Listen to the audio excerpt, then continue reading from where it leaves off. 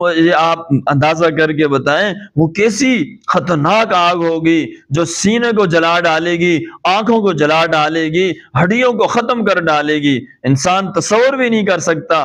لیکن اللہ رب العزت کا حکم ہم توڑ دیتے ہیں۔ کیا ہمارے پاس جنت کا ٹکٹ ہے؟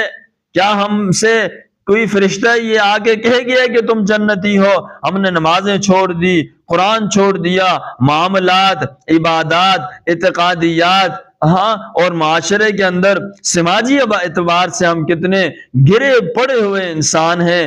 انسانیت کا ہمارے اندر درد نہیں، دکھ نہیں، غم نہیں، کہ کتنی پریشان کن حالات ہیں کہ انسان جو ہے وہ آج اللہ کے حکم کو توڑتا ہے۔ عورتیں جو ہے وہ برقع نہیں پہنتی، بڑی چادر نہیں رکھتی، اور بالوں کو نکال کے وہ روڈ کے اوپر آ جاتی ہیں، مارکیٹ میں آتی ہیں، اور نوجوان یہ سمجھتا ہے کہ میرے اوپر جو ہے کوئی بڑا نہیں، اللہ کے حکم کو میں نے چلنا نہیں ہے، ہاں، جنت میں نے جانا نہیں ہے، ہاں، اور بازبان حال کس طرح وہ انکار کر رہا ہے اللہ کے حکم کا۔ اس لیے ہمیں جنت کا یقین ہونا چاہیے، جہنم کا یقین ہونا چاہیے، اور قیامت کا یقین ہونا چاہیے۔ مرنے کے بعد ہم نے اٹھنا ہے۔ آمنت باللہ و ملائکتہ و کتبہ و رسولہ، ان ساری کی ساری چیزوں پر ہمیں ایمان رکھنا چاہیے۔ اللہ تعالی ہم سب کو فکر آخرت